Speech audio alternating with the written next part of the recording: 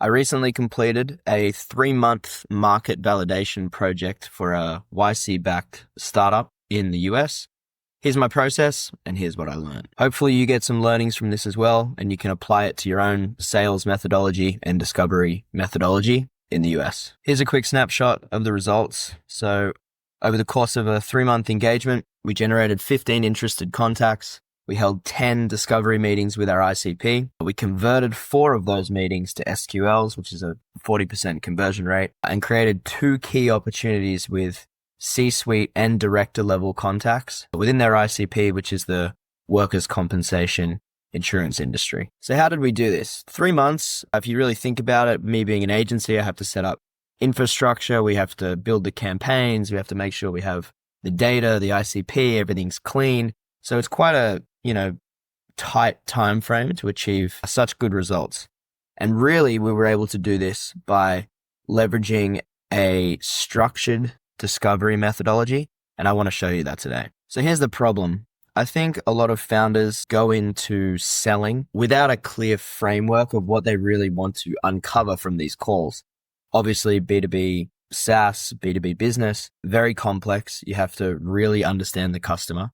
So you've got to ask the right questions, essentially. So pre any call, you need to have a clear structure of what you're going to ask. Yes, it's fluid. Yes, it's conversational. It's not a questionnaire, but you need to have an idea of what you want to uncover. So that's this market hypotheses, problem statements.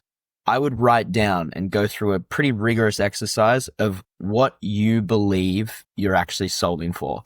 What have your existing customers told you they bought your product for? If you don't know that, go and ask them. What do people resonate with when you are on these discovery calls? What are the main problems you believe that exist that only you can solve for? Where's your differentiator? Where is your unique advantage? So write them out. There's no real magic number here. It could be anywhere from sort of 2 to 6 or 7, I believe, of the main problems you're solving.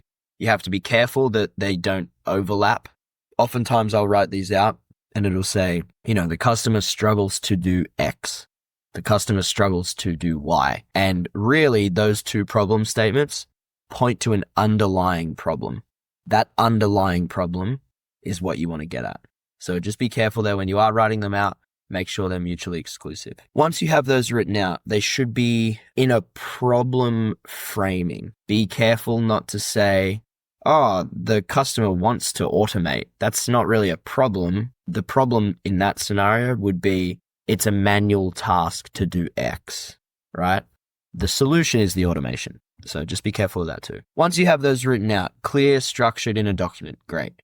Opener questions. This is probably one of the biggest learnings from this engagement particularly.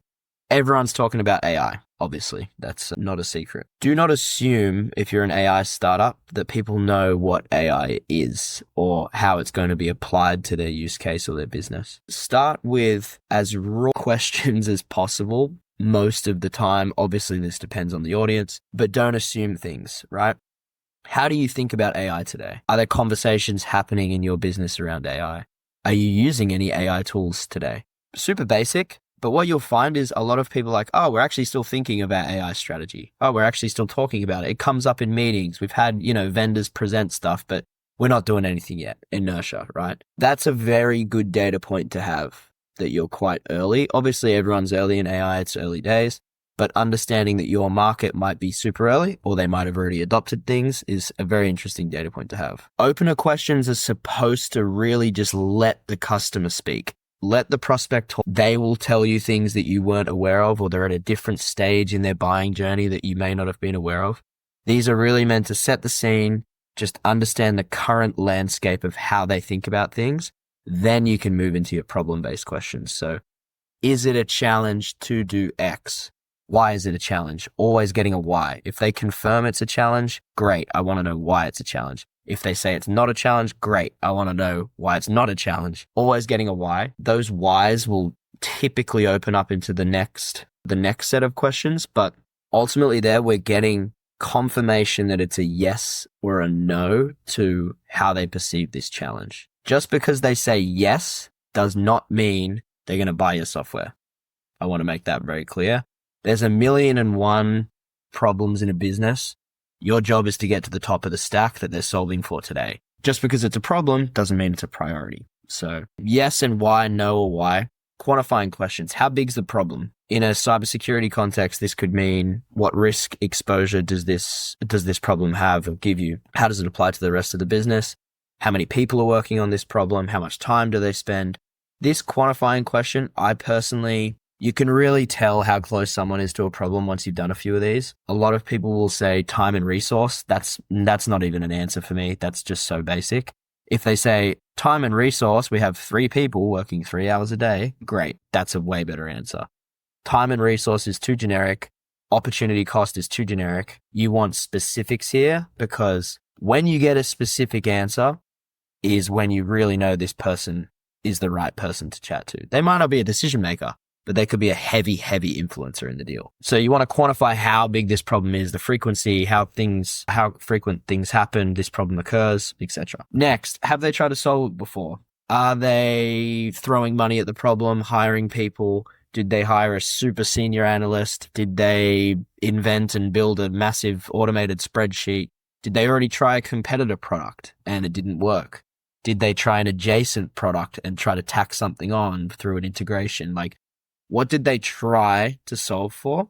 And sometimes they'll say, oh yeah, we bought this. And you'll be like, wait, didn't you tell me this was a problem? And they've just explained the problem that they've already solved. So again, this is like a check for where they are today. Currently, are they trying to solve it today?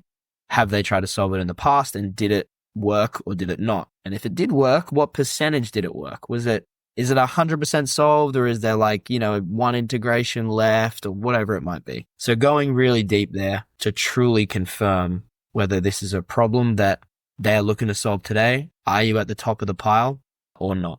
Now, practically, this goes in a document. So remember I said problem statements written out. Now underneath all of these problem statements is your opener questions. Opener questions sometimes just at the beginning, not underneath a heading, but problem-based, quantifying past solutions. And this is basically kind of like a checkbox where you go through and you're testing those problem statements.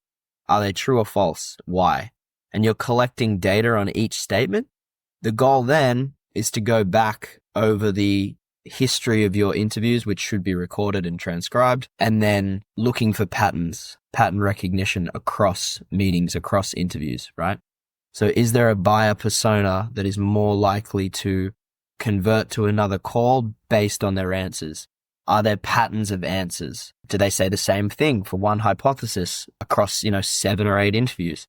So those sorts of things are very custom, obviously, to my customer. They change every single time, but ultimately you should be able to uncover some pretty unique insights with this method, and hopefully some random things come up too. Those opener questions are great for random things, right?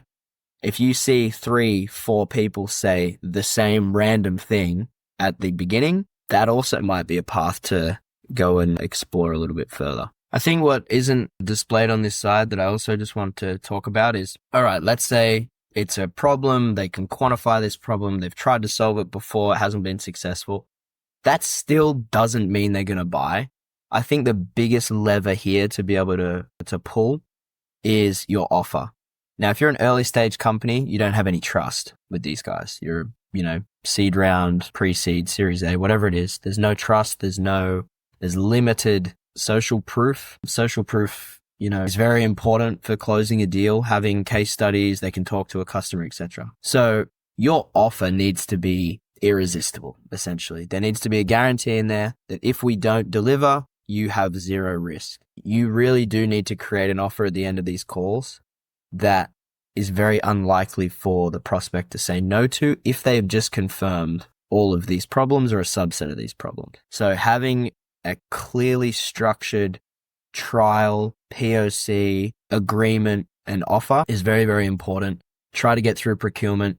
That's a whole nother video. I'll go into that another time, but there's ways you can speed that up as well. So don't just do this and that's it. Don't just ask these questions and that's it. I think one of the most important things, once you've asked these questions, once you have had 6, 7, 10 interviews, meetings going forward, like sales meetings, etc., demo calls, review them. You have just mined all of this critical data that your prospects have told you.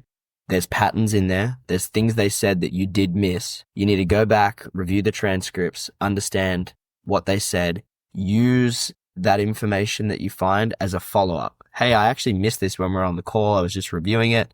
You said this, this, and this. Can we just book a 10-minute chat to confirm something? Showing that level of effort is very, very important. It will then allow you to pivot and ask better, more meaningful questions, speaking the language of these prospects, and ultimately lead to closing more business. If you want a deeper dive on this or just chat, then feel free to reach out.